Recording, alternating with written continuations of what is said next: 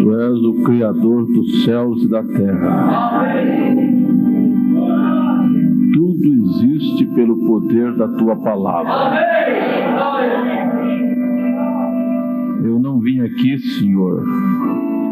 Este povo não veio aqui também para ouvir um homem, mas eles vieram ouvir a Tua palavra. A mesma palavra que foi falada no princípio e trouxe à existência todas as coisas. Se Tu falares Tua palavra nesta noite, Senhor, uma só palavra do Senhor é capaz de lançar demônios a correr. Uma palavra do Senhor desfaz com cada poder da enfermidade. Uma palavra do Senhor é capaz de perdoar a alma mais suja, mais imunda, Senhor. Em nome de Jesus Cristo nós estamos aqui, Pai. Em nome do Senhor Jesus Cristo, que não é outra coisa senão o Verbo de Deus, a Palavra de Deus. É em nome desta palavra, Senhor, é que nós estamos aqui. Não é em nome de nenhuma denominação. Nós colocamos diante do Senhor cada pessoa, especialmente aquelas que desejam receber de Ti alguma coisa nesta noite. Está esse pedido de oração em favor de Maria e Renata Monteiro. Renato, está diante do Senhor esse pedido, Pai. Nós suplicamos Tua bênção, nós pedimos Tua intervenção em nome de Jesus Cristo. Entregamos o culto nas Tuas mãos, cada pessoa que tem entrado aqui, Senhor. Portanto, nós pedimos o domínio do Senhor, Pai. Que cada espírito seja submisso nesta hora à autoridade e o poder do Teu nome, Senhor. Em nome de Jesus Cristo. Amém, Senhor. Amém. Amém. O Senhor continue nos abençoar. Vamos ler a Bíblia em Hebreus capítulo 11, verso 8 a seguir. Hebreus capítulo 11, versículo 8 a seguir.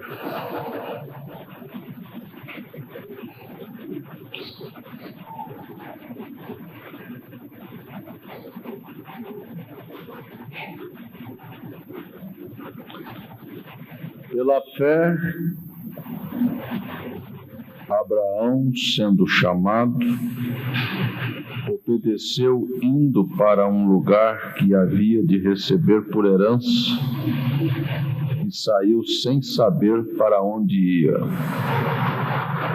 Pela fé, habitou na terra da promessa, como em terra alheia, morando em cabanas com Isaque e Jacó, herdeiros com ele da mesma promessa.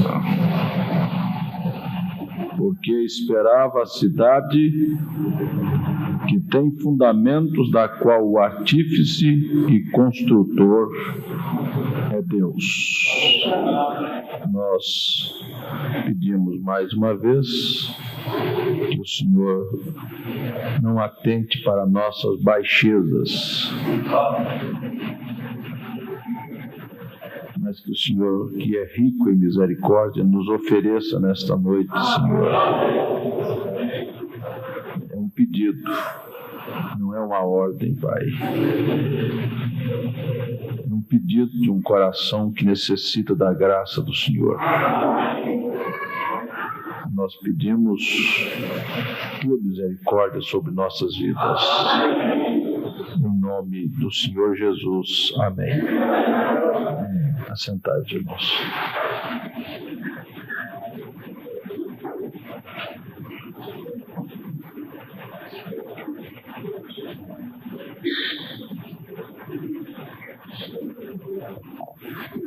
Eu estava conversando essa semana duas moças. Eu queria pedir para um dos irmãos, qualquer um dos irmãos obreiros aí atrás, irmão Pedro, irmão Francisco, irmão, que um obreiro ficasse aqui mais aqui na frente, deixasse dois aí atrás e um ficasse aqui. E tem sempre criança por aqui também, aqui desloca um para cá, fica dois aí. Sentado aqui, pode ficar sentado aqui mesmo que o senhor descansa. Estava conversando com uma moça essa semana,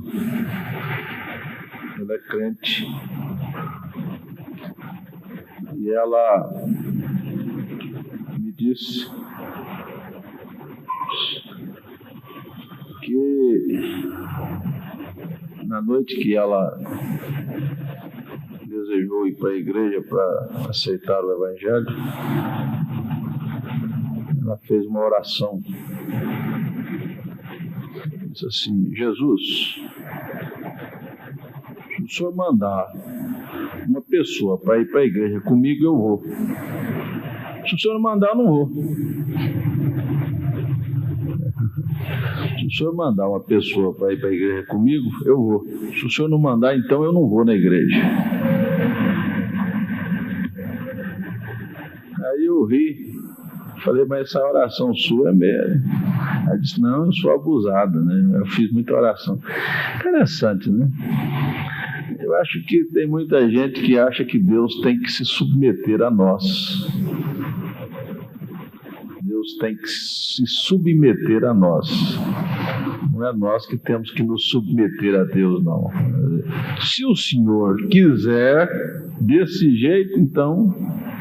Agora, se o senhor não quiser, em outras palavras, então o senhor fica chupando o dedo aí, porque eu não vou nessa, não. Aí eu fui conversando com essa moça,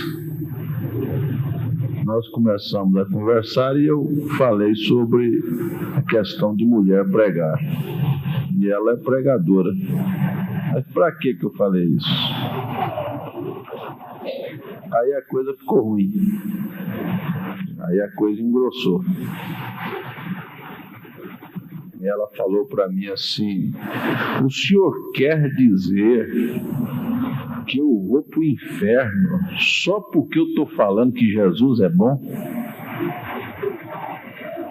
Para aí para você ver.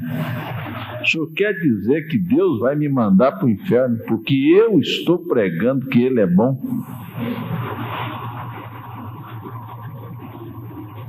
O senhor quer dizer que uma mulher, uma missionária que deu a vida toda pregando, vai para o inferno porque estava pregando? Eu parei e disse para ela: este é o mesmo evangelho da serpente, minha filha. Quer dizer, Deus não vale nada para as pessoas. A palavra dele não vale nada. Tem que ser o que nós queremos fazer. Ora, se ele falou que não é para fazer, quem fizer faz por conta própria. Mas o senhor quer dizer que eu vou para o inferno por causa disso? Falei, bom, juiz eu não sou. Se tem uma coisa que eu não sou, é juiz. Agora só tem uma coisa, viu? Esse é o mesmo evangelho da serpente, porque a razão é o maior inimigo da fé. A lógica, a razão é o maior inimigo da fé. E Deus não é razão, Deus é fé. Você quer ver? Você analisa assim, de sangue frio. Quer dizer, viram para a gente assim e dizem: o senhor quer me dizer que Deus vai me mandar para o inferno porque eu cortei meu cabelo?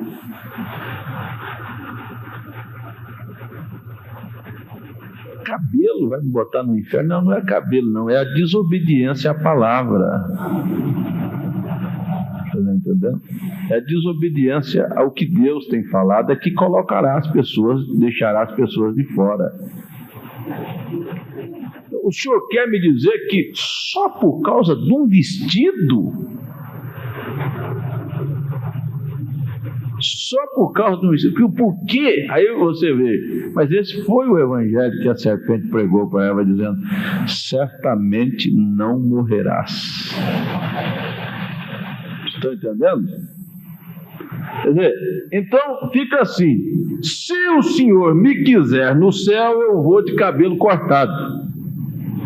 Se o Senhor me quiser no céu, eu vou dessa maneira, mas eu não vou me submeter à sua maneira. Quer dizer, Deus tem que se submeter ao nosso gosto, o que nós pensamos, ao que nós desejamos. E, no entanto, você vai entender que estas pessoas vão ficar de fora porque não se submeteram a Deus.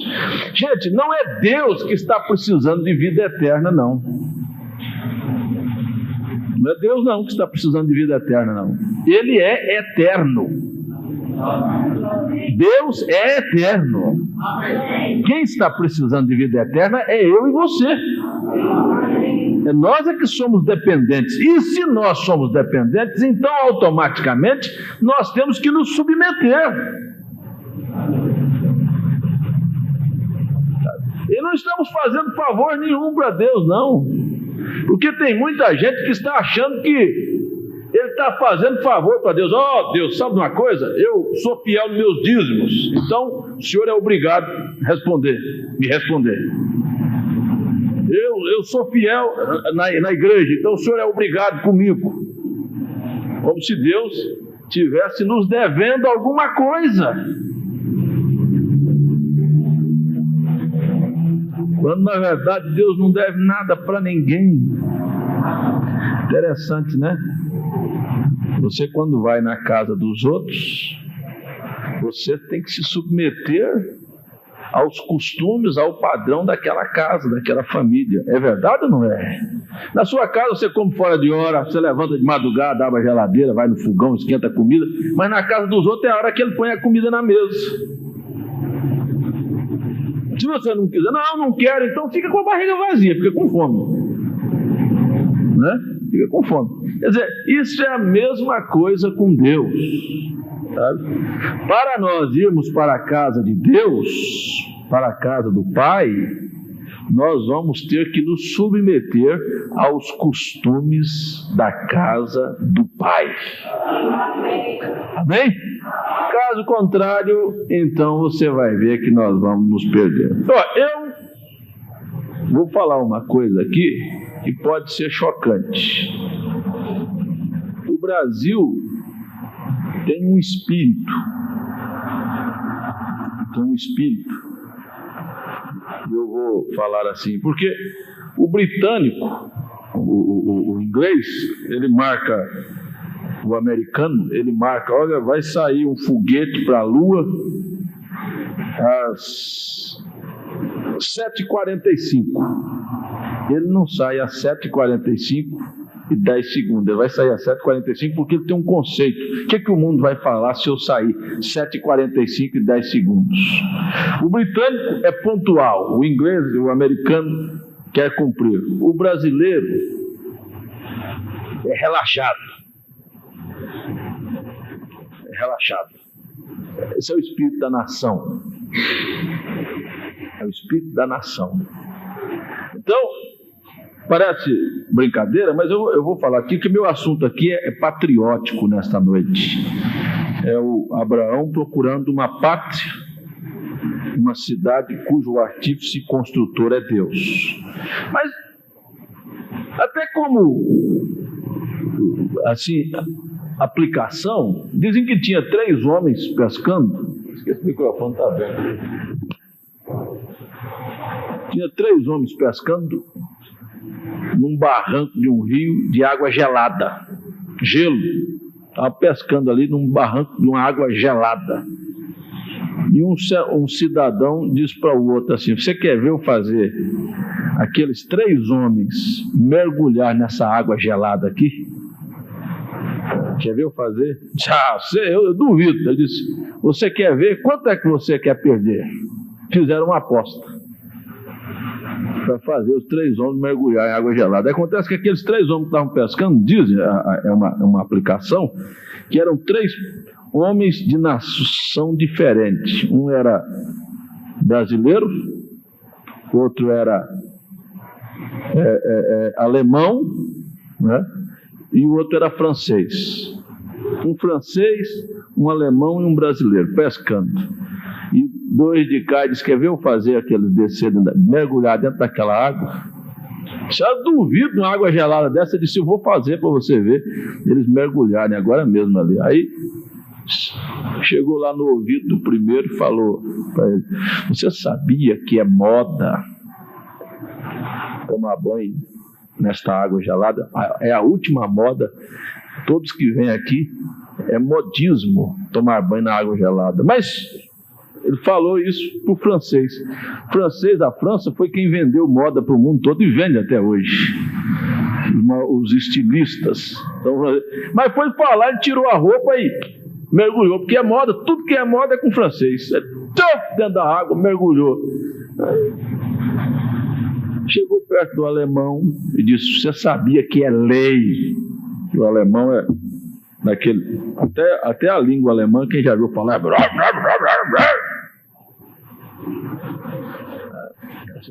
é lei tomar banho nessa água gelada. É mesmo? Tirou a roupa e dentro da água gelada. Aí chegou para o brasileiro e disse: você sabia que é proibido tomar banho nessa água? Você foi falar isso, ele arrancou a roupa e pulou dentro. Faz brincadeira, não é? Mas é assim mesmo. Você põe uma placa: é proibido pisar na grama, ele vai lá e pisa. Se não tiver placa, ele passa pela calçada, mas se você botar uma placa, ele pisa pela grama. Esse é o espírito do Brasil. Agora, o espírito da igreja de Cristo é de cima. Nós não andamos pela moda, nós não andamos pela lei e nós não andamos pela proibição. Nós temos um espírito da nossa pátria. Amém? Isto por quê? Isto porque todo verdadeiro cristão, ele nasceu onde Cristo nasceu. Ele nasceu em Cristo. E quem nasce em Cristo, interessante isso é muito profundo, não é só interessante, mas é muito profundo. Quem nasce em Cristo é gerado da mesma maneira que Cristo foi gerado.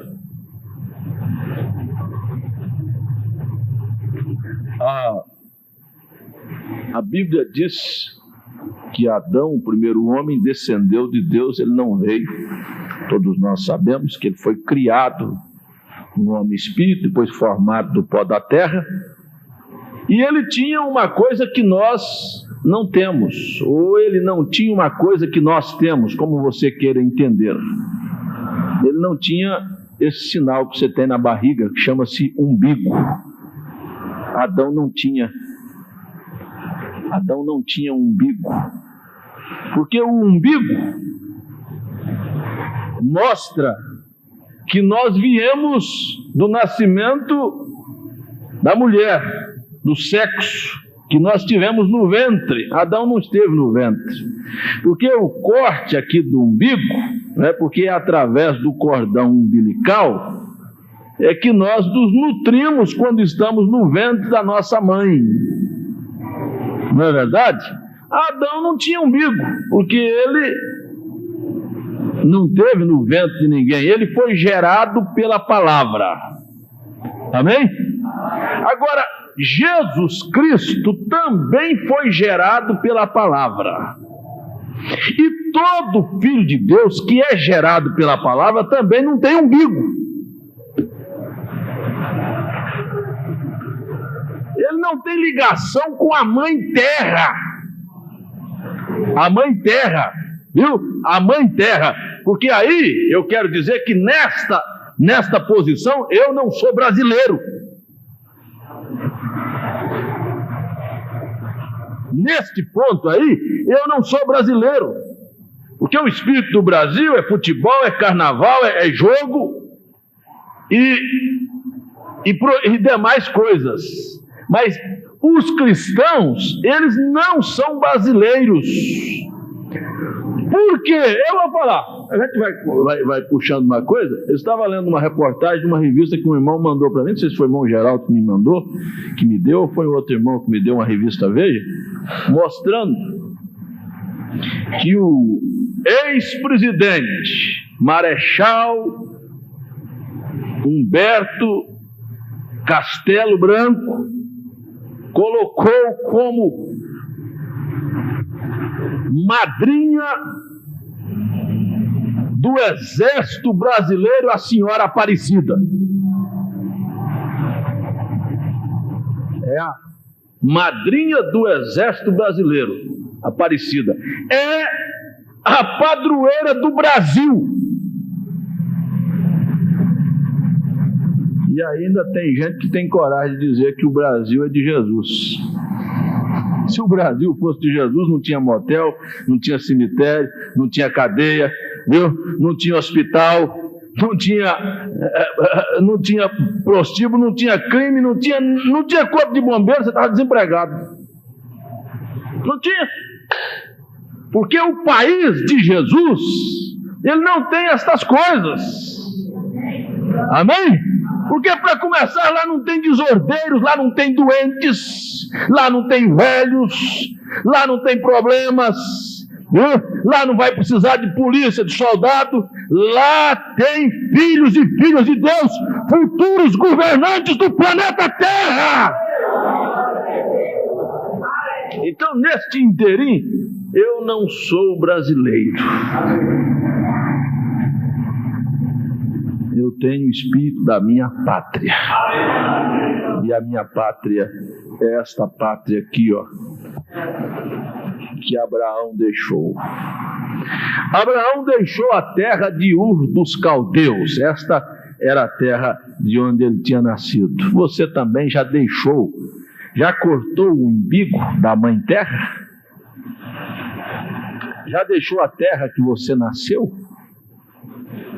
Já deixou a terra que você nasceu? Eu não tenho ligação nenhuma com a terra. O que é que desta terra que você quer? Agora, eu vou continuar, porque cada personagem destes que estão aqui dentro desta Bíblia, eles contam uma história que cada cristão participa dela. Porque o povo brasileiro participa. 7 de setembro, dia da independência do Brasil. O povo brasileiro participa da independência da nação. Foi o dia, né, que Dom Pedro I arrancou o chapéu lá nas margens do riacho do Ipiranga e gritou: independência ou morte. O povo brasileiro participa desta data. O povo brasileiro participa 15 de novembro, dia da proclamação da República. 21 de abril, dia nacional de Tiradentes, que lutou pela independência, que morreu pela independência do Brasil.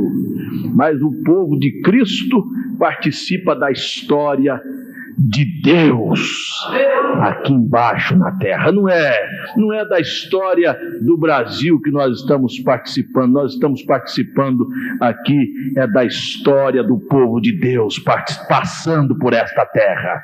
Amém? Em busca de uma outra pátria. É desta terra que nós participamos da história, e nós fazemos nesta noite parte desta história, porque esta história da Bíblia aqui, de todos os heróis da fé, não é simplesmente para um conhecimento intelectual nosso, mas você vai ver que cada uma coisa que foi colocada na Bíblia, você tem parte nela.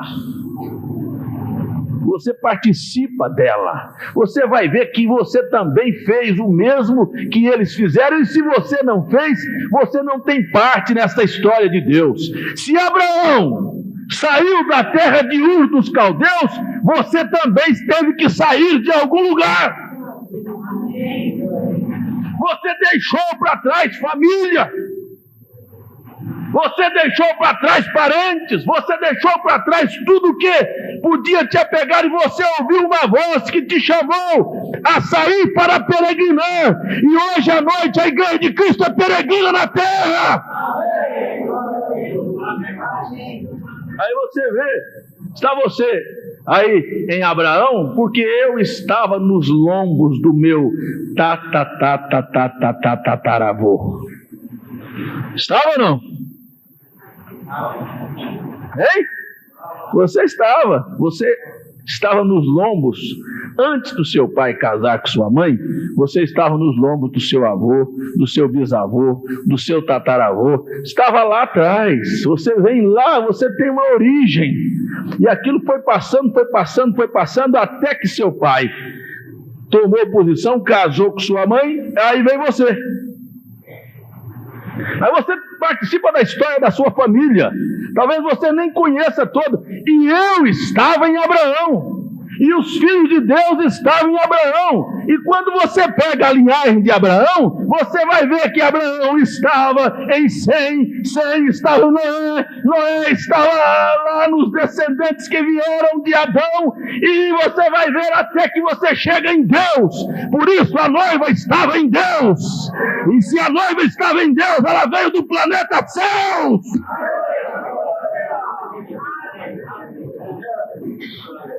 Amém? É verdade isso? Nós estávamos lá. Então eu estava aqui no patriarca Abraão. Eu estava aqui no patriarca Abraão o dia que ele saiu da terra de Ur dos Caldeus, porque eu sou filho de Abraão. Eu estava com Abraão o dia que ele se assentou para comer um novilho cevado com Eloí. E você vê se você estava ou não. Porque onde é que você está nesta noite? Enquanto o mundo religioso está embaixo, misturado com a moda e com toda a sujeira, tipo de Ló. Abraão estava lá fora no deserto, separado, sozinho lá fora, mas comendo novilho com Eloí. Nós não estamos misturados nas denominações. Nós estamos comendo com Deus nesta noite. Nós estamos gemendo aqui por causa das abominações, como Ló estava lá e misturado. Tem tanta gente que diz, mas eu não concordo com isso dentro da minha igreja, mas está lá, esse é o Ló. O Abraão já saiu há muito tempo.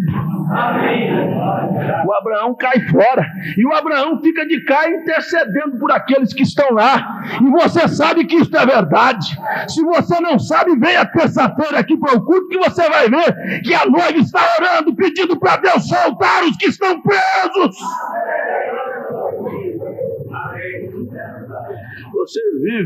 Você estava em Abraão, viu? Você estava em Abraão em todos os momentos, em todas as circunstâncias da vida daquele patriarca. Você peregrinou.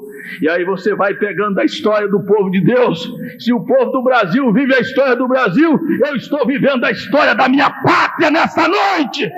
Eu estou revivendo os acontecimentos que aconteceram com aqueles que serviram de exemplo para nós. Você vê a semente de Abraão lá embaixo no Egito, amassando barro para Faraó, escrava, sob os caprichos de Faraó. Viu? Você vê a semente de Abraão lá embaixo sofrendo. Mas você vê também que a semente de Abraão, um certo dia, começou a orar pedindo que Deus tivesse misericórdia dela. E Deus disse, eu não esqueci da minha promessa que eu fiz para Abraão. E Deus foi lá fora no deserto, encontrou um homem e manifestou a coluna de fogo. O homem foi diante de uma sarça que estava numa árvore, um fogo que estava numa sarça que ardia e não consumia. Você vê, lá estava Moisés, era uma semente de Abraão. Moisés foi lá diante da sarça, participou da coluna de fogo. Aonde estava você? Estava lá também. Se Moisés conheceu a coluna de fogo, nós também conhecemos esta hora. Moisés desceu para o Egito, trazendo uma mensagem louca. Um homem com um pedaço de pau torto na mão, uma mulher montada em cima de um jumento, uma criança no colo, para enfrentar 10.000 lanças do faraó. Um homem com um pedaço de pau torto, uma mulher montada num jumento, para enfrentar um exército de 10.000 lanças, com carros, com bicas. O que ele foi fazer? Ele foi cumprir a palavra de Deus. Para aí, é um homem com uma mensagem completamente louca. Para um pouquinho. João Pessoa, mais de 700.000 habitantes. Eu estou sozinho no rádio. É um pau torto gritando contra esse sistema religioso. Eu estou sozinho na televisão. Não existe ninguém pregando o que eu estou pregando. Isso é a mesma mensagem de Moisés.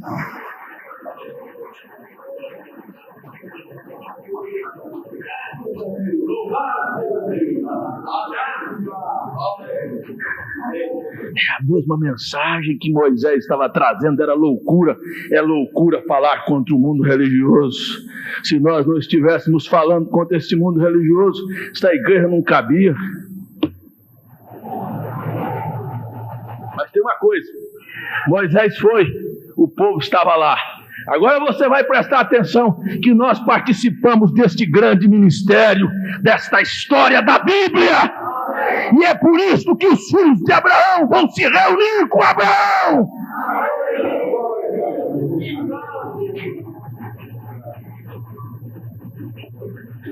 Lá vai. Abraão chegou no Egito com mensagem, Moisés chegou no Egito com uma mensagem completamente louca.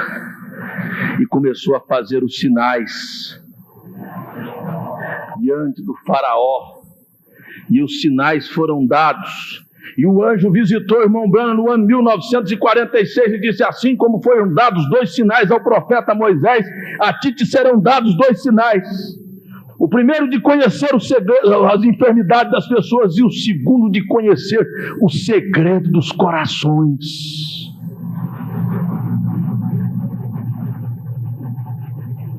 Aí lá vai Moisés. Chegou diante de Faraó, começou a fazer os milagres. E o coração de Faraó foi endurecido. Presta atenção, irmãos. Eu a cada dia que passa me convenço mais de que o mundo religioso jamais poderá crer nesta mensagem. Que eu estava em Moisés. Você quer mensagem mais poderosa do que a que Moisés pregou no Egito? De fazer chover saraiva? De mostrar, meu Deus, será que o povo do Egito era louco, que não podia ver que enquanto na casa deles estava trevas, havia piolhos, havia rãs, havia pulgas, havia pragas, na casa dos israelitas não havia luz, havia sossego. Mas eles não percebiam a diferença. A Bíblia disse que houve 3 dias de densas trevas no Egito, mas na casa dos filhos de Abraão havia luz.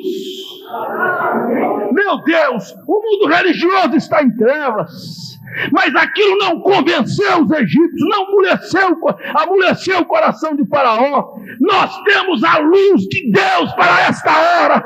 A 7ª estrela brilhou, mas isso não convence os religiosos.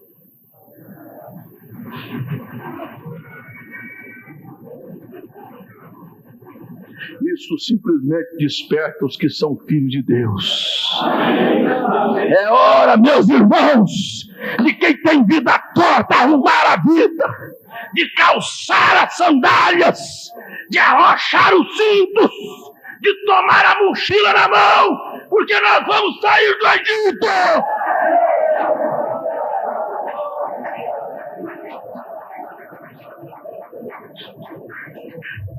É hora de comer as ervas amargosas.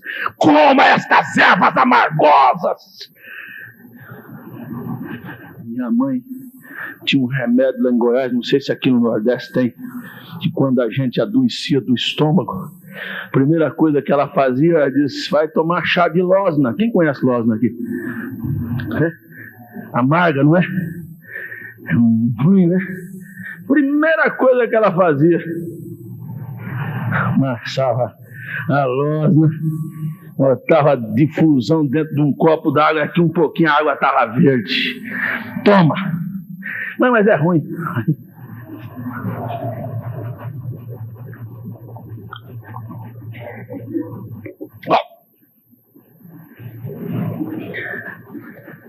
Coisa queria voltar. Batia lá dentro para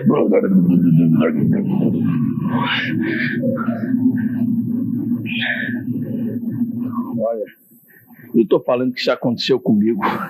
Batia lá dentro, troço, mexia tudo, daqui um pouquinho você corria na frente, no canto da casa e vomitava.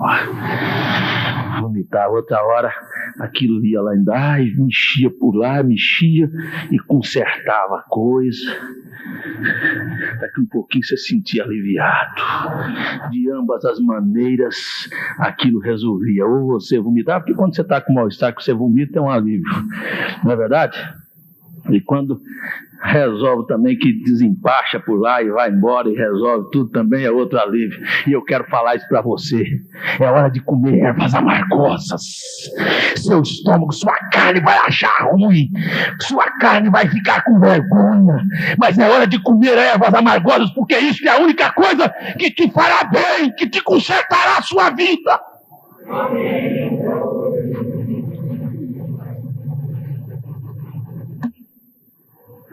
Eles saíram do Egito sob sinais sobrenaturais, mas nem isto convenceu o coração do faraó. Eles foram por circunstância. Faraó os deixou ir circunstancialmente. Não me diga que tem um crente aqui que saiu da denominação, que não saiu circunstancialmente também. O líder falou: não tem jeito para você mesmo, você está nessa heresia, isso já encheu sua cabeça mesmo, vai embora. Vou expulsar você. Como o faraó estava expulsando Israel do Egito, mas daqui um pouquinho, se ele pudesse, ele mataria. E lá veio o faraó com seu exército atrás do povo de Deus, encurralado pelas circunstâncias do Mar Vermelho, montanhas de lado, exército inimigo nas suas costas. O que fazer? Veja você, isto é a história do povo de Deus. Esta história eu estou vivendo ela nesta noite. Esta história os filhos de Deus estão vivendo nesta noite. Circunstancialmente presos, amarrados, circunstancialmente oprimidos pelo exército inimigo.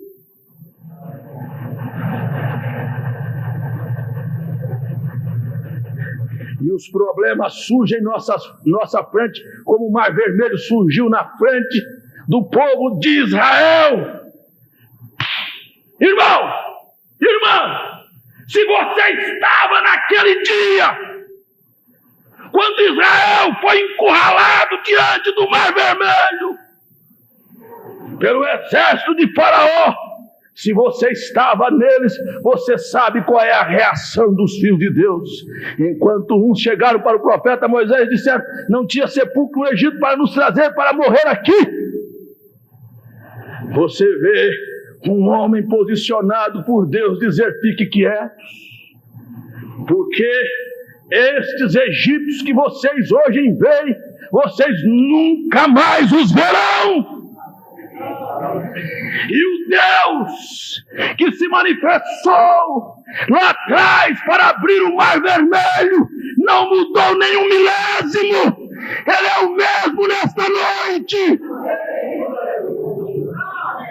se você esteve lá e viu o Mar Vermelho se abrir e o povo de Israel passar a pé seco, simplesmente por um sopro, um vento oriental veio durante a noite e fez com que as águas se abrissem em duas partes e formasse um caminho aonde não há caminho. Você vai ver nesta hora que este Deus continua fazendo o mesmo. Muitas vezes nós estamos encurralados e o exército do inimigo já diz: agora nós vamos pegá-lo. O Deus dos céus envia o mesmo vento que abriu o Mar Vermelho, o mesmo vento que esteve no dia de Pentecostes, abre caminho onde não há caminho.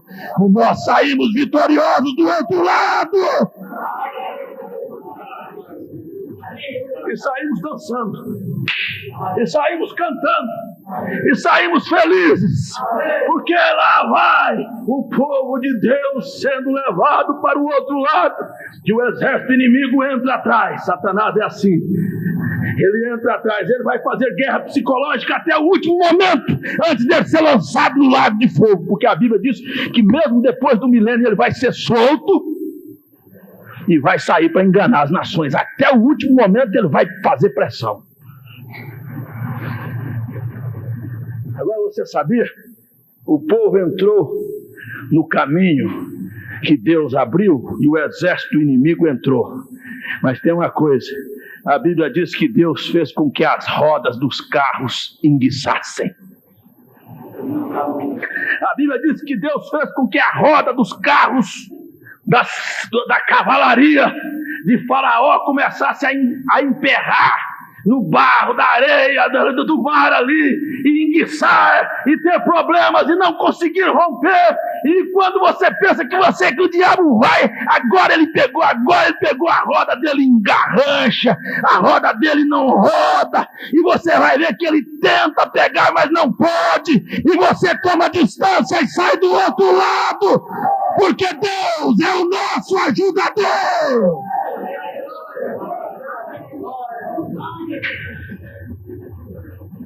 Aí quando sai do outro lado tem que dançar mesmo. Aí quando sai do outro lado, a Miriam pega o tamborim e sai dançando. Ela teve que tocar o tamborim dela e dançar. Não é dançar esse rockzinho moderno, safado, dentro dessas denominações, não. Mas ela dançou de alegria, ela tocou o tamborim, ela cantou, ela estava feliz, ela não estava num culto morno, ela tinha razão de cantar. Eu estava lá, você estava lá. Nós podemos cantar e dizer: grandes coisas fez o Senhor por nós. Por isso estamos alegres. Israel saiu do Egito? Saiu. A água cobriu os egípcios. Nunca mais eles foram vistos. Vamos seguir? E aí começa a jornada pelo deserto. Eu estava lá também. Eu faço parte dessa história. Por isso eu não olho a Bíblia como uma historiazinha do povo de Israel. Eu olho esse significado para o dia presente. Porque não há nada nesta Bíblia que tenha passado. Pastor, mas o senhor disse que não há nada que tenha passado. Por exemplo, lá no Velho Testamento, hein? Eles traziam um cordeirinho para a Páscoa. E vinha a família puxando o cordeirinho lá, para trazer até o sumo sacerdote. O senhor disse que não tem nada que passou. Eu não estou vendo ninguém com cordeirinho aqui nesta noite. As coisas que eram sombras, o real tomou lugar. Mas nada ficou por acaso dentro desta Bíblia. Viu? O pai que trazia o cordeirinho e o sacerdote degolava o cordeiro, enquanto aquele pai de família, com a sua família contrita, punha a mão sobre o cordeiro enquanto ele sangrava, e derramava o seu sangue. Ele estava contrito, dizendo: este aqui está morrendo em meu lugar, ele está derramando o seu sangue. O cordeirinho tremia e balia e morria. E isto ficou simplesmente numa história na Bíblia. Não, isto é real. Qualquer pecador que tenha entrado aqui nesta noite, venha aqui ao altar e toque no Cordeiro de Deus que derramou o seu sangue em seu lugar. Você vai ver a vida de Cristo se esvaindo e dizendo: Pai, perdoa, ele não sabe o que faz. Isto é real, meus irmãos.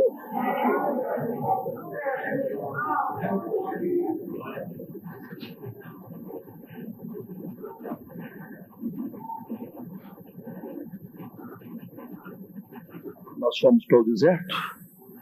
Vamos andar um pouquinho no deserto agora?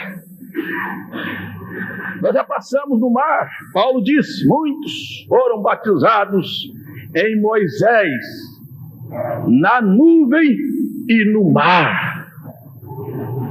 Em Moisés. Nós fomos batizados não em Moisés, porque Moisés era um tipo de Cristo. Ele disse: certamente o Senhor nosso Deus levantará um profeta como eu. Nós fomos batizados em Jesus Cristo. Fomos batizados na nuvem. Fomos batizados no mar. Agora passamos para o outro lado.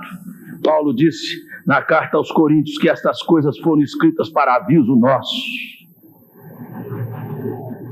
E entramos no deserto. E vamos caminhando. E tudo é festa. E tudo é muito bom quando se sai da denominação. E tudo é festa. Quem já assistiu o filme Os 10 Mandamentos vê que é boi, é cavalo, é jumento, é pato, é galinha, é carneiro, nada ficou para trás e vai aquilo tudo, e menino tocando aquilo, mas daqui um pouquinho as coisas começam a mudar de figura. E entramos no deserto adentro, numa caminhada rumo a uma terra que mana leite e mel.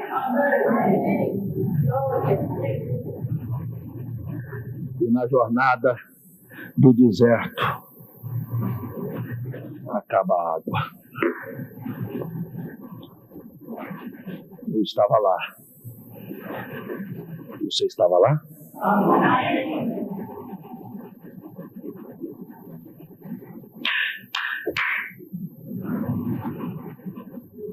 E quando acabou a água, a festa acabou. Acabou a festa da Miriam com tamborim.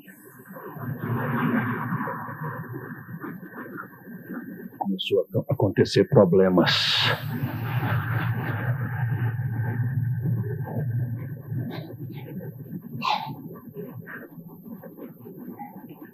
E o povo começou a reclamar. Você estava reclamando?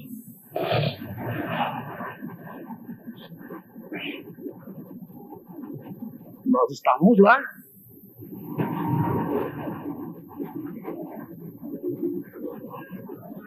O que você estava fazendo lá?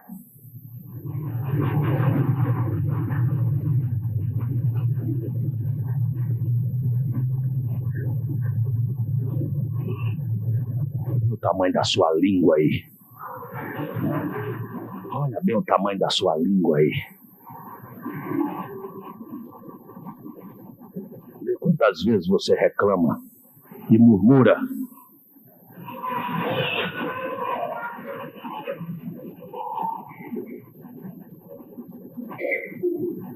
Mas a Bíblia diz que tinha uma rocha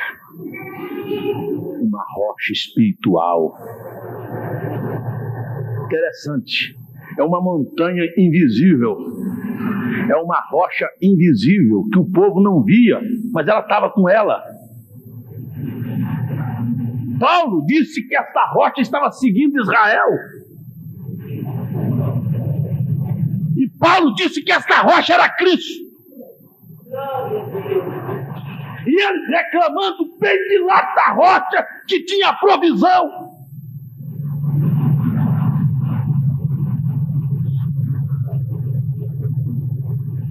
A rocha era invisível.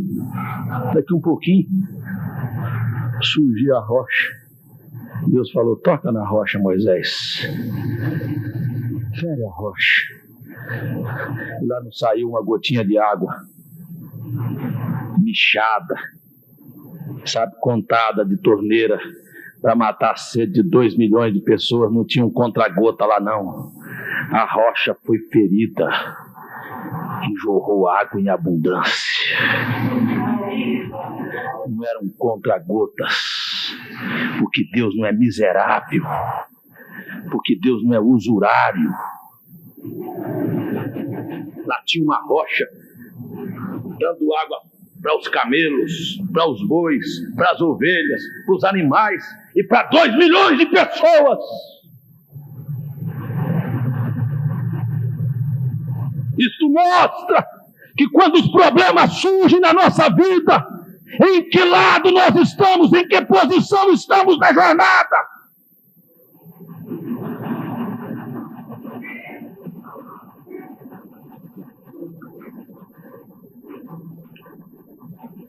E a água saiu abundantemente, e o povo se deliciava naquela torrente de água.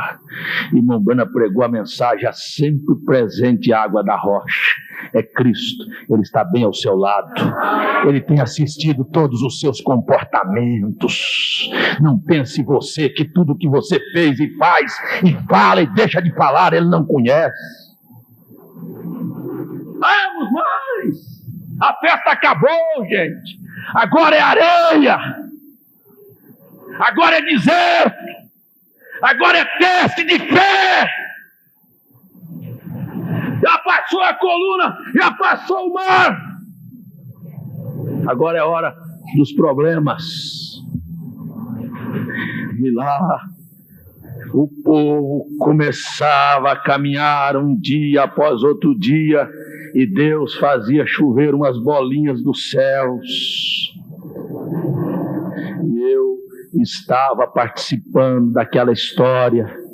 Levantava de manhã, estava nos lombos do meu pai, estava lá.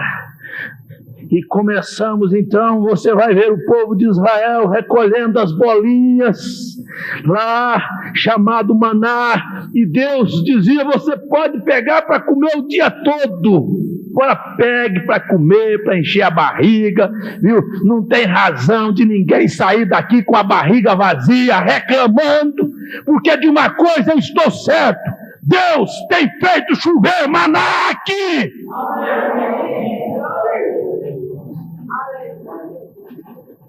Mas o povo ia lá e pegava, daqui um pouquinho começou a enjoar do maná.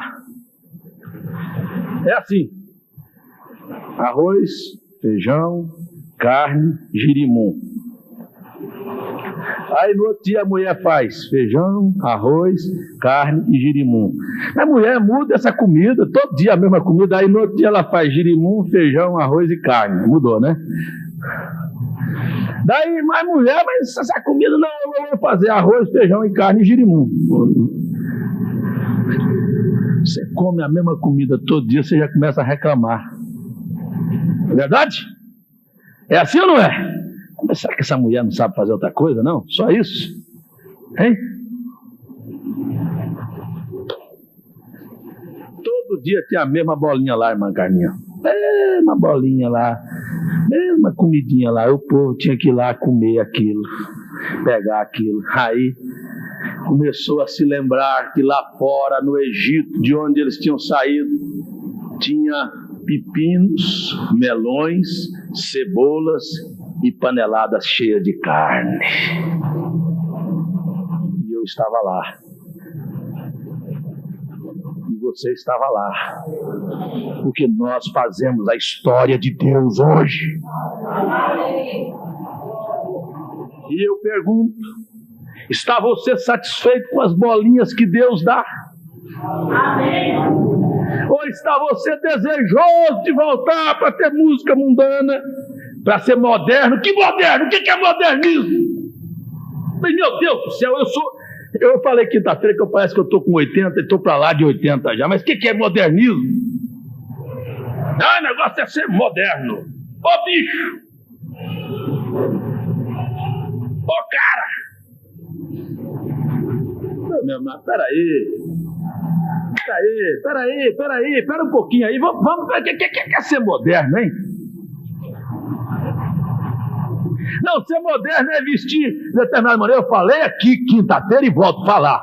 Minhas irmãs, esse vestuário padrão do mundo não é o vestuário padrão das santas de Deus que estiveram lá atrás no deserto, não.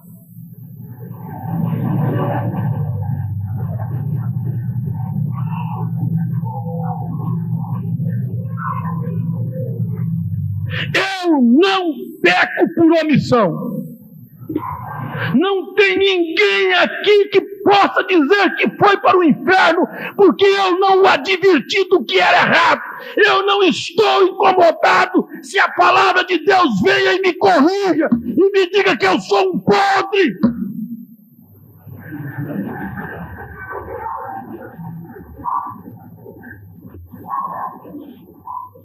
E ai do crente, miserável, desgraçado do crente, que disser, eu fiz isso porque o pastor fez. Quer dizer que se o pastor for para o inferno, você vai com ele. Mas eu nunca chamei, como disse Paulo, ninguém para olhar para mim. Eu disse, olhe para Jesus. Olhe para Jesus, autor e consumador da sua fé.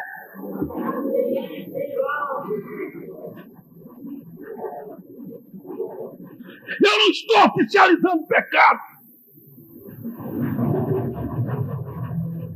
Pecado é pecado, incredulidade é incredulidade, imoralidade é imoralidade, erro é erro. Seja meu, seja de quem quer for.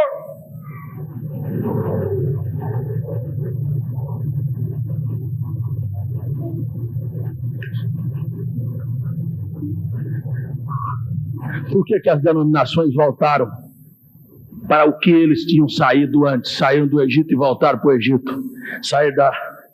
Saíram do cinema, voltaram para o cinema, voltaram para a televisão, voltaram para a moda, voltaram para a música profana, voltaram para as roupas imorais, voltaram para tudo. Sabe por quê?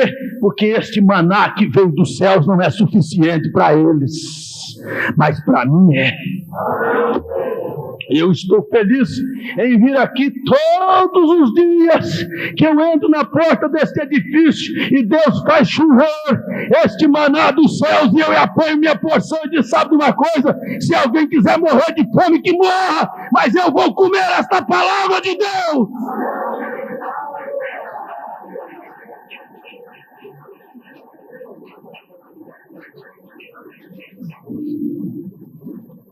Vamos caminhar mais um pouquinho. 2 milhões saíram, 2 entraram. Será que eu posso dizer que todo mundo que saiu, que foi batizado na nuvem, no mar, vai entrar na terra? Será que eu posso dizer que todo mundo que está aqui dentro vai entrar na terra?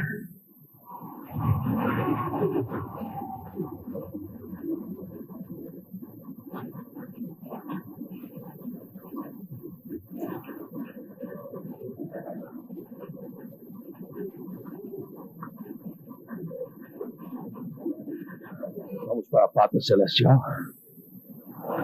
Vamos mais? A história está boa? Você está vivendo a história aí também? Nós vamos vivendo essa história. Israel caminhou 40 anos pelo deserto, sendo guiado pela coluna de fogo. Escuta. Está me escutando? Israel caminhou 40 anos sendo guiado pela coluna de fogo, uns para darem tempo da morte os alcançar. Escuta, abre o seu ouvido agora. Uns para darem tempo para a morte os alcançar.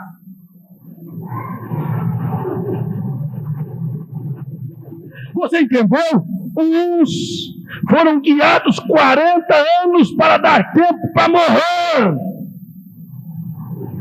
Deus começou a fazer o povo andar em círculo, durante 40 anos, numa estrada que durante 3 dias dava para chegar, passaram 40 anos para chegar, 3 dias dava para chegar, passaram 40 anos para chegar, e Deus fez o povo andar em círculo. Anda, vai lá, vem cá, amassa o mesmo barro, pode prestar atenção neste espíritozinho, ele amassa o mesmo barro, ele fala as mesmas coisas, ele conversa do mesmo jeito, ele dá a volta, vai lá, e volta no velho assunto, viu? Vai lá, e volta aqui no mesmo assunto, no mesmo barro. 40 anos, para dar tempo da morte alcançar. E até que Deus matou o último linguarudo murmurador. Aí Deus tinha levantado uma outra geração. Tome cuidado, senhores crentes velhos.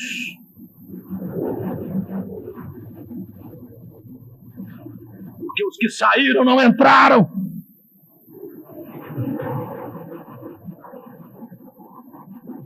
Conversaram com o diabo. É um perigo se acostumar com essa mensagem. Sabe quem estava guiando? A coluna de fogo. Sabe quem os guiou para a morte? A coluna de fogo. Enquanto isto foi suscitado uma nova geração, Deus levantou novas pessoas que estavam vivendo no deserto, os problemas do deserto, que não tinham visto o mar vermelho abrir, que não tinham visto essas coisas, mas que foram levantados porque estavam simplesmente nos lombos. Foram levantados, e daqui um pouquinho Deus levou o profeta Moisés ao alto do monte, o recolheu e chamou Josué, chefe do exército, e o colocou sobre a liderança do seu povo e disse: diga para o povo se consagrar. E eu estou gritando aqui nesta noite, porque Deus recolheu o seu profeta, mas o Espírito Santo, nosso Josué, Israel foi tirado por Moisés, que é tipo de Cristo, mas quem colocou Israel na terra da promessa foi Josué, tipo do Espírito Santo. Pelo sangue de Jesus Cristo, nós fomos tirados do Egito. Jesus nos tirou, mas o Espírito Santo nos estabelece na terra da promessa. E quando o Espírito Santo veio, ele disse: põe as coisas em ordem, nós vamos atravessar o Jordão. Você estava lá? O Jordão estava transbordando. Diz a Bíblia que ele estava cheio até as suas ribanceiras. Ele estava cheio, era muita água, tinha chovido, tinha transbordado, tinha saído do seu normal. E o Jordão representa a morte. Mas haverá um povo na terra que não vai morrer, que vai ter o seu corpo transformado. Mas para isto Josué convocou o povo para se santificar. Separai-vos, limpai as vossas roupas, lavai os vossos vestidos.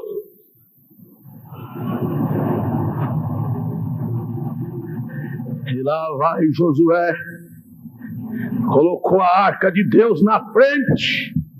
O que vai na frente? A palavra de Deus levada por quem?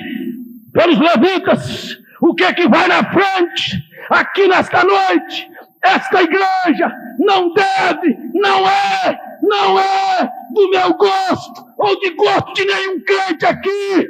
Esta igreja tem que ter o gosto de Deus. Quem é que vai na frente? O que vai na frente aqui não é ideia minha. O que vai na frente aqui não é ideia de homem algum. Eu não vou seguir padrão de homem algum. Eu estou seguindo a ordem do Espírito Santo aqui nesta noite. A palavra na frente, levada pelo sacerdócio.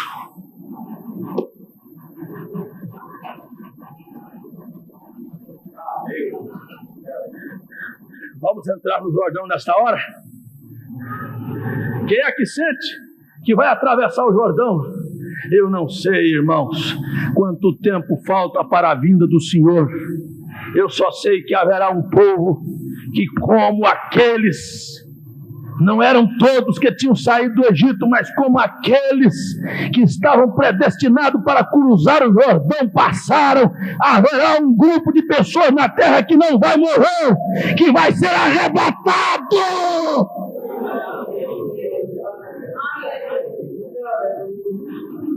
Não posso contar a história, é muito longa, né? E eles cruzaram o Jordão e foram rodear a cidade de Jericó. E Deus disse: rodeai a cidade durante 7 dias e tocai a trombeta. E daram a volta com o chifre de carneiro, pom, pom, pom, pom, pom, pom, e se recolhiam para o arraial. Amanhã, no outro dia, lá vem o exército novamente, rodeando a cidade, pom, pom, pom, pom, pom, pom. Nós vamos judiar de Satanás também, viu? Não é só pressão do diabo, não. Nós vamos fazer pressão psicológica no diabo também, porque os moradores de Jericó, diz a Bíblia, que estavam batendo o joelho lá dentro, e Satanás sabe que os minutos dele estão contados. Deus vai destruí-lo.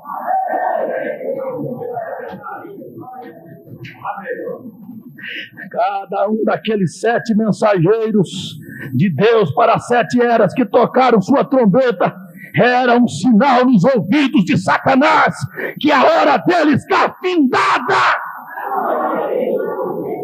Ele pode fazer guerra psicológica, ele pode te espremer, mas tem a hora que nós estamos tocando a trombeta também. Amém, amém, amém, amém, amém, amém. Olha lá, terceiro dia, a arca de Deus na frente e o exército. Pom, pom, pom, pom, pom, pom, no coraçãozinho. Mas rapaz, que coisa, rapaz, esse povo não deixa a gente dormir, rapaz. Lá vem a buzina dele de novo. 4º dia, 5º dia, 6º dia. Mas no 7º dia,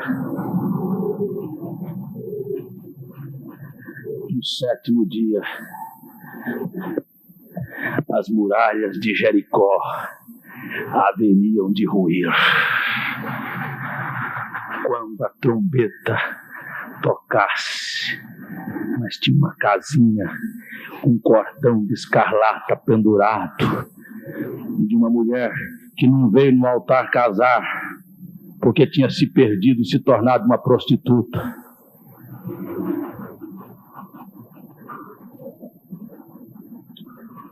Mas que tinha reconhecido os mensageiros de Deus.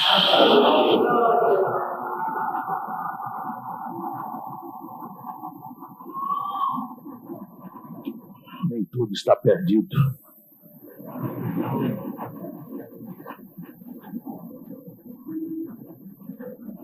Quantas damas de Jericó que tinham casado de véu e grinalda morreram. Quantas mulheres honradas de Jericó pereceram.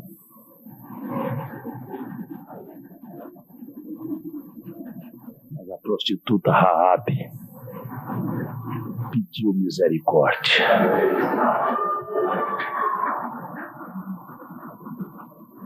Pediu misericórdia, e diz o profeta, e alcançou misericórdia.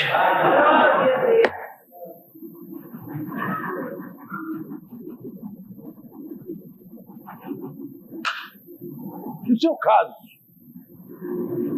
E sua vida? Existe?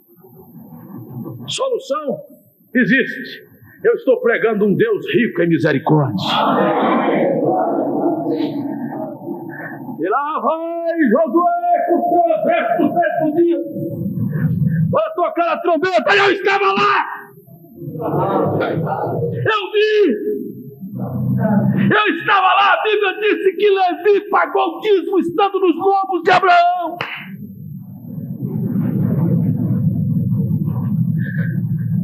Eu estava lá também vendo isso. A Bíblia disse que antes da fundação do mundo, quando Jó estava inquirindo de Deus a respeito da sua vida, Deus falou assim para ele: onde estava você quando eu estava pondo os fundamentos da terra? Onde estavas tu quando as estrelas da alva, quando as estrelas batiam palmas e se alegravam? Quando as coisas estavam acontecendo? Isso é só para dar um beliscão na nossa consciência, sabe?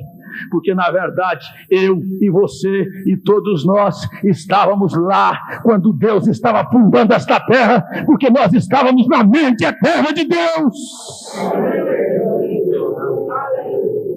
Sabe quando as estrelas cantaram e bateram palmas? Eu estava lá também. Porque as estrelas cantaram e bateram palmas antes da fundação do mundo. Porque elas viram a raça humana caída. E todo mundo ficou triste. Não há esperança para o gênero humano. Mas eles viram também um cordeiro antes da fundação do mundo ser sacrificado, e com o sangue do cordeiro o nome dos eleitos ser escritos no livro da vida do cordeiro antes da fundação do mundo. E quando elas viram isto, elas alegremente cantaram: eu estava lá, eu estava batendo palma lá também para o cordeiro de Deus.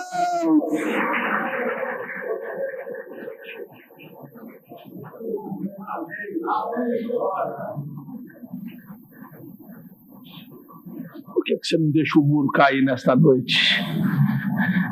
Por que nós não vamos subir em cima do muro nesta noite?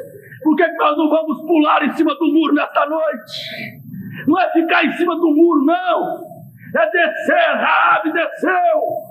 A cidade vai cair, este mundo vai ruir, os problemas estão aí. Mas um toque da mensagem do 7º anjo anuncia uma mensagem de escape para o povo de Deus. Por que a gente não pode ver que quando a trombeta tocou, olha, os muros começaram a se chacoalhar? Que grossura era o muro? De um tijolo de 20, de 10 centímetros de grossura. Diz a história que os muros de Jericó, uma carruagem trafegava pela outra em cima do muro, em sentido contrário.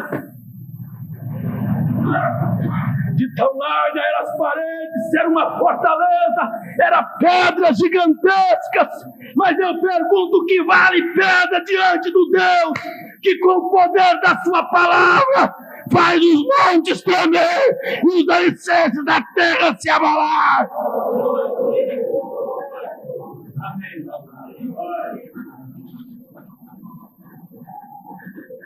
Daqui um pouquinho o povo começou a perceber que as muralhas estavam se balançando para cair. Muralhas balançando para cair. Muralhas se balançando para cair, e vai cair. E vai cair mesmo. Saia de baixo. Saia de cima do muro, porque senão você cai e morre debaixo das pedras. Corra para onde o exército de Deus está refugiado. Aonde estamos? Estamos num lugar seguro. Em que lugar? No tabernáculo da fé. Isso não refugia ninguém, mas estamos abrigados nas promessas de Deus.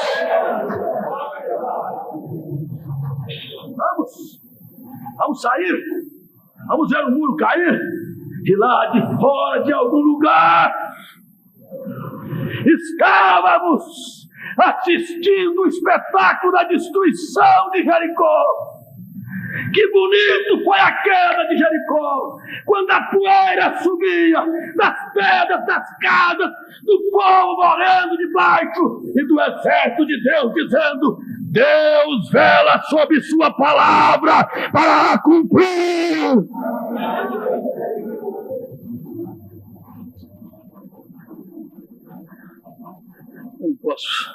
Eu não posso ir com vocês a história toda. Mas você vai na sua casa caminhando com cada filho de Deus. Você vai lutar com Sansão. Você vai ver os fracassos deles, que são os seus fracassos. Você pode fazer uma oração como Sansão fez. Depois que os olhos estavam furados, depois que as águas corriam pelo buraco, que onde uma vez havia olhos, mas não há mais olhos, só há o buraco, porque foi queimado. Essa história que eles queimaram a visão, não é que chegaram um ferro quente, tirado da brasa, bem próximo da vista, até que ela afetasse a visão, e arrancaram aqueles buracos onde uma vez havia olhos que podia ver o exército do inimigo, e podia que através daqueles olhos visualizar tudo. Ele estava completamente cego, sem saber o que estava fazendo, apalpando de um lado para o outro, sendo guiado por meninos. Qualquer coisa serve para dirigir. Guiados, cegos, sentimentalismos, sem poder saber o que eu estou fazendo.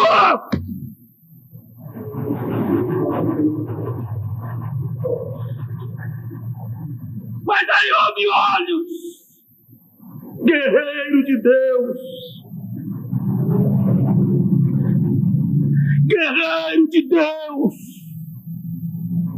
E o buraco corria água, e uma criança servia para fazer com que ele se tornasse objeto de espetáculo diante de milhões de pessoas que iam ido celebrar lá naquele grande templo de Dagom, a vitória de Dagom sobre o Deus Jeová.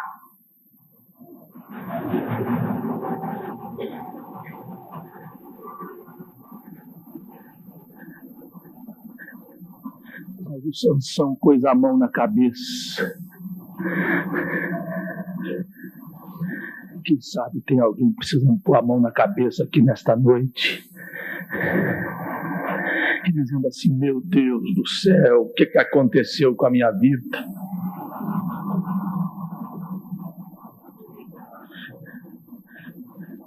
Ele botou a mão na cabeça, ele estava desesperado.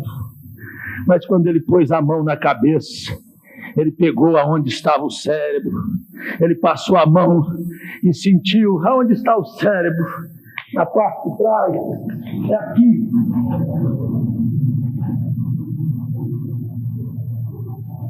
É aqui onde tinha 7 tranças, é aqui onde ele pôde passar a mão e sentir que havia ainda uma mecha de cabelo que estava brotando. Ele não tinha mais visão, mas ele tinha um pouquinho de cabelo, e ele sabia que ali estava a sua esperança. E ele podia então dizer: me leve aonde está o fundamento desta casa. E guiado, cego, mas com a mão sobre o cabelo, dizendo: tem uma esperança para mim.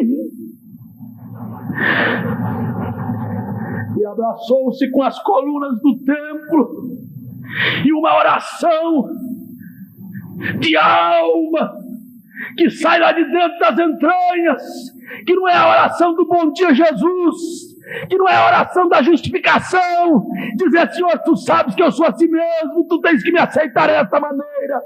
Mas é uma oração de alma arrependida, é uma oração que parte lá de dentro das entranhas.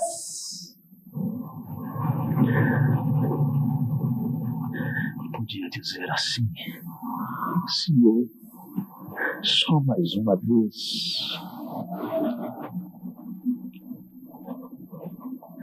só mais esta vez, Senhor,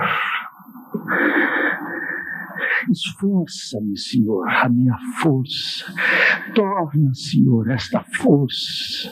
Só esta vez, Senhor, só mais esta vez, Senhor, que eu morra, mas que eu mate os inimigos desta minha carne que me fizeram ficar cego, que me fizeram arrastar, que me fizeram padecer, que me fizeram estar nesta condição que eu estou hoje à noite, um guerreiro com os olhos furados. Deus!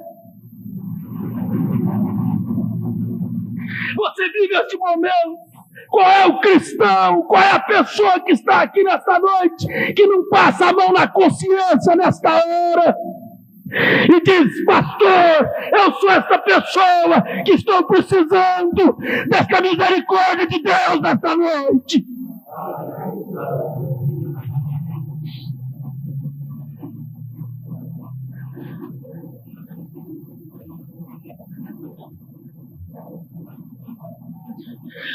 E eles riram de Sansão. Eu não estou importando o que as pessoas estão pensando de mim ou o que estão falando. Eu estou agarrado nesta coluna. Eu estou querendo ver este mundo denominacional ruir. Eu estou querendo ver o Deus Jeová mostrar que Ele é Deus sobre todos os deuses, porque Ele o é.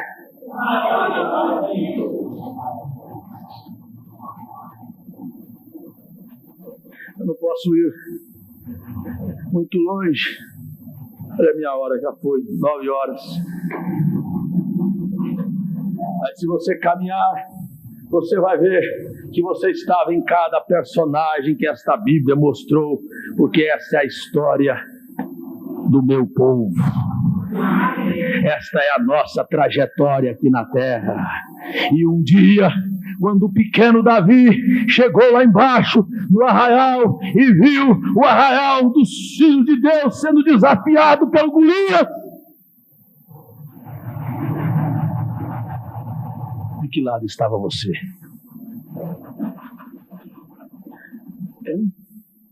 Estava lá fora com Saul, com toda a armadura, batendo os joelhos? Quem é que tem coragem de enfrentar o problema aqui nessa noite?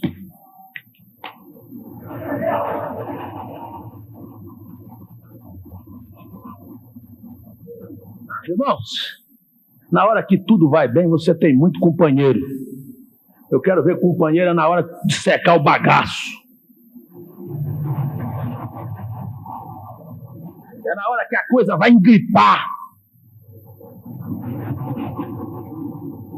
Eu quero ver quem é que vai. É nessa hora. E quando Saul estava lá, batia muita gente, muito soldado valente. Grande general, grande rei. Você já pensou, se qualquer pessoa botar no seu caminho, você vai ver, eu sou o primeiro a tomar a espada e ir lá. Mas na hora que o problema surgiu, olha, só via gente botar o rabinho no meio das pernas e tremer lá de longe, o próprio Saul lá, sem saber o que fazia, o gigante estufando o peito e dizendo: vamos, quem é que vai sair para guerrear comigo?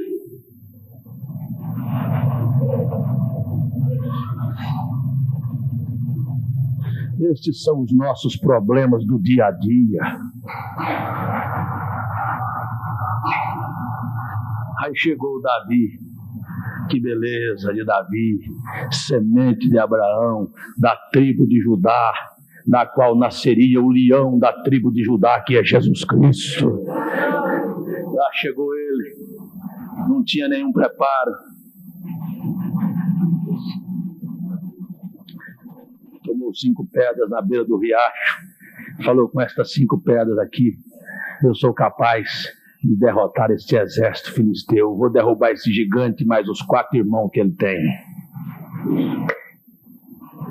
Hein? Israel estava lá, eu também estava. Você estava lá? Quando a pedrinha de Javi foi girada na funda,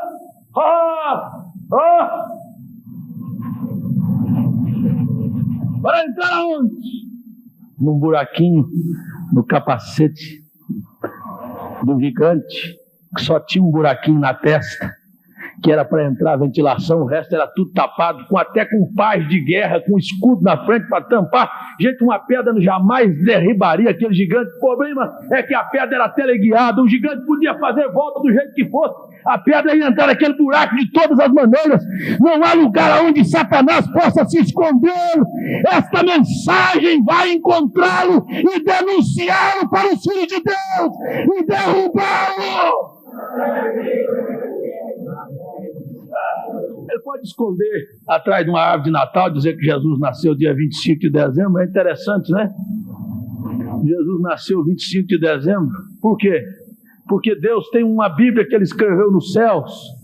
Ela começa com a Virgem e termina com o leão, passando pelo caranguejo cruzado, que é a revelação, e pelo cordeiro, que é gerado em leão e nasce em Ares.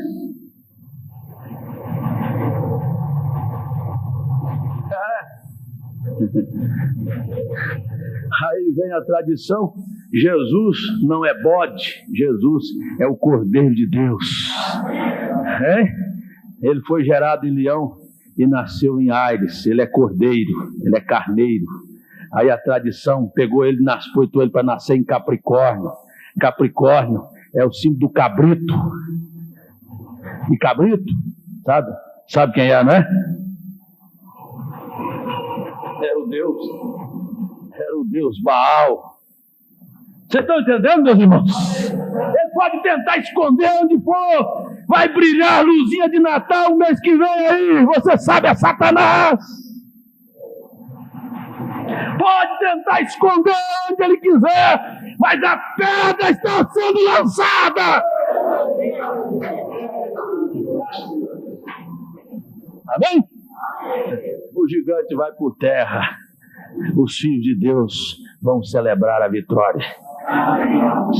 O irmão Brana falou: cada americano celebra o Dia Nacional de Ações de Graça dos Estados Unidos.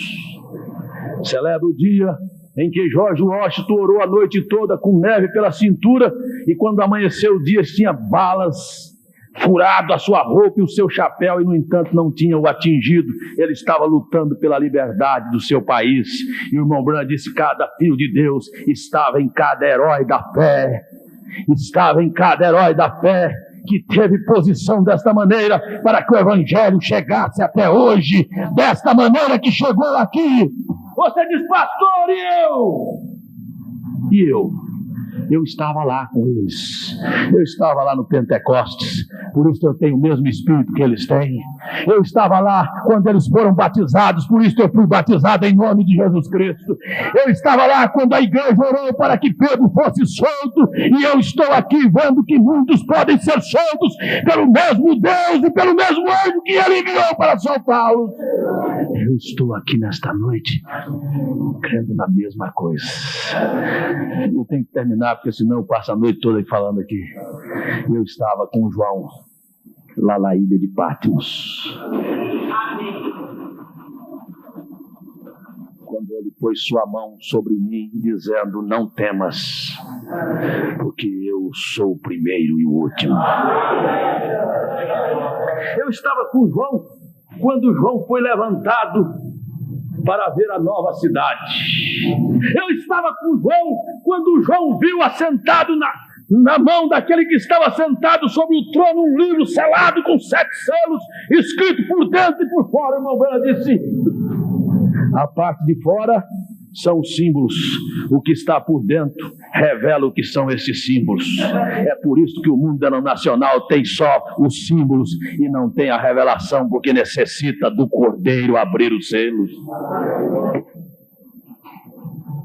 Mas eu estava lá. Eu vi quando o Cordeiro abriu o livro, desatou os selos. Eu vi o nome dos herdeiros da terra dentro deste livro, e lá estava o meu nome. Estava o seu? Você viu o seu nome lá? Não há quem diga que você não vai entrar lá, porque você diz: eu estava lá e eu vi também. Vamos ficar de pé, irmãos. Se eu for falar, eu falo a noite toda aqui. Eu vi, disse João, novos céus e nova terra, que habita a justiça. Eu vi a nova cidade que descia dos céus ataviada como uma noiva preparada para o seu esposo. Eu vi a minha casa, que não é igual à minha casa aqui. A minha casa humilde aqui não é como as outras que às vezes eu vi. Mas não importa, pois Cristo ali tem preparado um palácio para mim. Tem preparado para você? Manuel, canta para nós. Canta para nós e nós vamos para casa. Aleluia!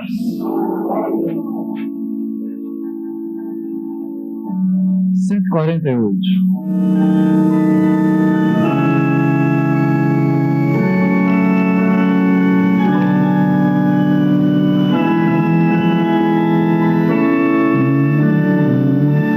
A minha casa, o meu dia aqui, não é como as outras que às vezes eu vi, mas não me importa, pois Cristo ali já tem preparado um palácio para mim. Eu tenho uma casa naquela cidade resplandecente com celeste fulgor. Da minha pátria eu tenho saudades, hei de estar, meu Senhor, aqui no mundo. As lutas não cessam, as tentações me atacam sem fim, mas muito em breve de tudo me esqueço, gozando delícias preparadas para mim. Eu tenho uma casa naquela cidade resplandecente com celeste fulgor. Da minha pátria eu tenho saudades, hei de estar, meu Senhor. Eu não sou pobre nem desamparado, peregrinando com Cristo eu vou. Não estou triste nem desanimado, participante de um reino eu sou. Eu tenho uma casa naquela cidade resplandecente com celeste fulgor. Da minha pátria eu tenho saudades, hei de estar com Jesus meu Senhor.